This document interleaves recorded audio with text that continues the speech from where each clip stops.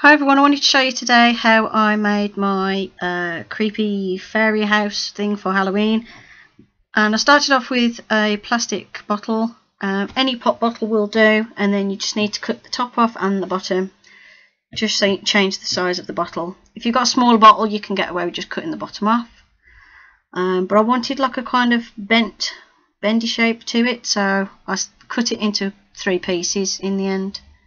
So this is the first part where you choose the 2 pieces you're going to use. I used the bottom and the top and left the middle bit out, and you need to hot glue them together.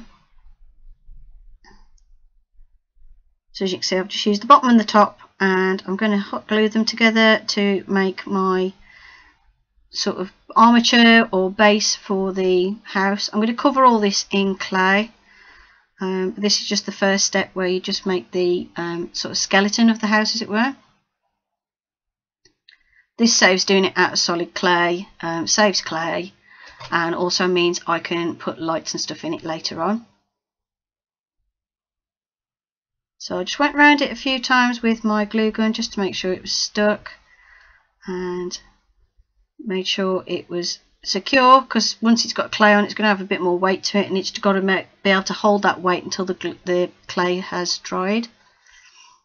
Then I wanted to add like a sort of pointy top to it, so I started with my masking tape and wrapped that around the top of the bottle to create a pointy tapered top.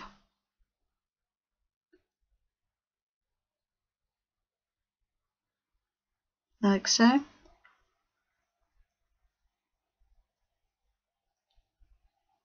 Then it's just a case of building up the design and laying out where you want, like windows, doors, that sort of thing. What I'm doing is using rolled up masking tape, because I couldn't find my foil at the time, but I have found my foil now, so I'll use that next time. So what I'm doing is just rolling up some masking tape and then gluing it into place with my glue gun. This is the top window, the upstairs window that I'm gluing into place. This just gives the this will give the shape to the clay and support the clay, so I can form that window shape later on. I then decided to add the middle bit of the bottle. I wanted to make it taller because I realised the window I'd just made was massive, and I wanted the door to be able to fit on as well, so I went for a longer design. So I just had to hot glue that bottom piece into place, and I taped it as well just to make sure it was secure and stayed in place.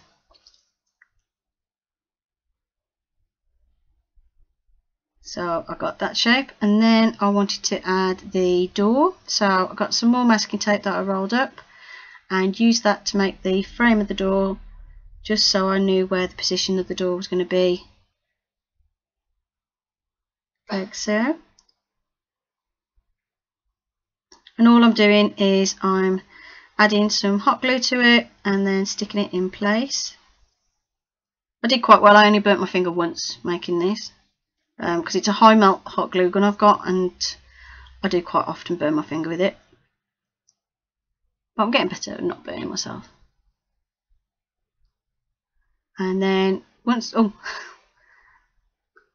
not sure why I showed my Hungry Helen there, I'm not sure. I think I was talking about the projects I was working on, and I'm working on a doll and this at the same time. Then I've got this little wooden base and realised that the house fits into it lovely, so that's going to be the base for the house once I've put the lights in it and everything. It was a snow globe that I broke, so not a snow globe, like a dome thing that I broke, so, and I just kept the bottom. And once the whole thing was covered in clay, it looked like this, and I just used some of that DAS modelling clay stuff in the terracotta colour. And I added some little pumpkins and made a couple of little signs and things.